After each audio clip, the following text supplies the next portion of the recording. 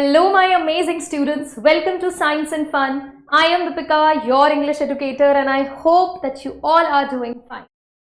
अब भाई रिजल्ट्स भी आ चुके हैं class 10th and 12th boards के, लेकिन रिजल्ट्स के साथ आया है आपका एक कंसर्न, एक डाउट, जो आज की वीडियो के बाद डेफिनेटली क्लियर हो जाएगा और साथ ही साथ आपको अपडेट मिलेगा सीबीएसई के ग्रेडिंग सिस्टम को लेकर। तो सबसे पहले तो वीडियो को शेयर कर दो, सेशन को लाइक कर दो और सभी के साथ शेयर करो, बिकॉज ये बहुत बहुत इंपॉर्टेंट डाउट आपका क्लियर करने वाला।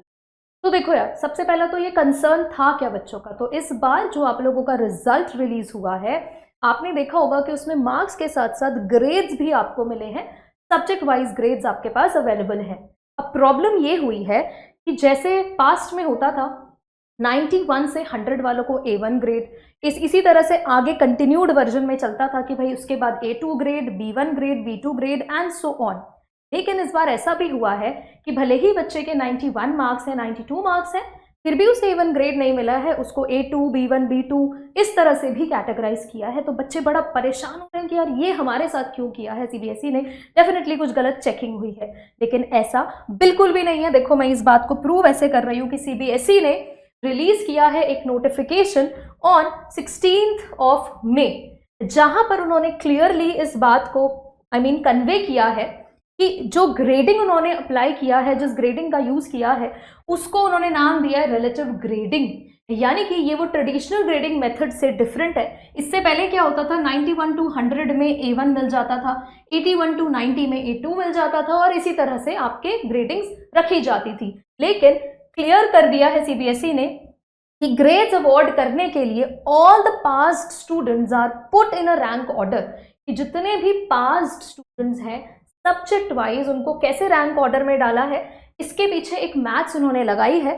The rank order is divided into 8 equal groups, 8 अलग अलग ग्रुप्स में डाला है। और वो ग्रुप्स कौन से हैं आपके, A1, A2, B1, B2, C1, C2, D1, D2 and the last one is E।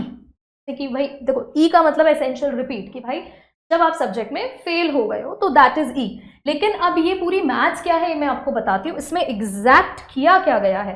तो मान के चलते हैं कि भाई किसी भी सब्जेक्ट के जो पास्ट स्टूडेंट्स हैं, ठीक है, पास्ट स्टूडेंट्स हैं वो 80 है, राइट, ये आपके पास्ट स्टूडेंट्स हैं। अब क्योंकि ग्रेडिंग सिस्टम के हिसाब से, रिलेटिव ग्रेडिंग के हिसाब से इसको हमें डिवाइड करना है 8 से, तो यानी कि कितना हो गया, 10।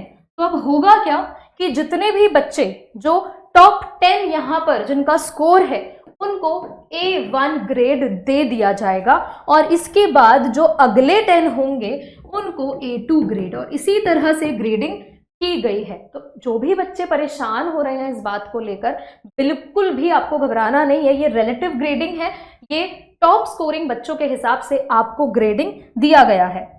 इसी के साथ देखो, इस नोटिफिकेशन को आप चेक कर सकते हो सीबीएसई की साइट पर। उन्होंने बहुत क्लियरली यहाँ पर एक्सप्लेन किया है, बिल्कुल देखो ग्रेड 1 को उन्होंने कैसे समझाया कि मान लेते हैं कि किसी भी सब्जेक्ट में टोटल पासिंग स्टूडेंट्स आपके कितने हैं, 1,59,052।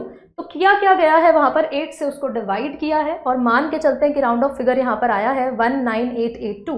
तो भाई इन सभी स्टूडेंट्स को A1 ग्रेड दे दिया जाएगा और इसके बाद इसी तरह से फर्दर ग्रेड्स जो है वो डिवाइड होंगे। तो आपको ट्रेडिशनल मेथड बिल्कुल भी, देखो जो पहले फॉलो होता था वो अब फॉलो नहीं हो रहा है, और ये एक छोटा सा चेंज हमने देखा है सीबीएसई के ग्रेडिंग सिस्टम में। आप लोग मुझे कमेंट्स में बताओ कि क्या ये ग्रेडिंग सिस्टम आपको लग रहा है कि बेनिफिशियल है, या आपके जो भी ओपिनियंस है, let me know in the comment section. और इसी तरह के अपडेट्स आपको डेफिनेटली मिलते रहेंगे, आपके सारे कंफ्यूजन यहाँ से दूर होते रहेंगे। I will see you in the next video. Thank you so much.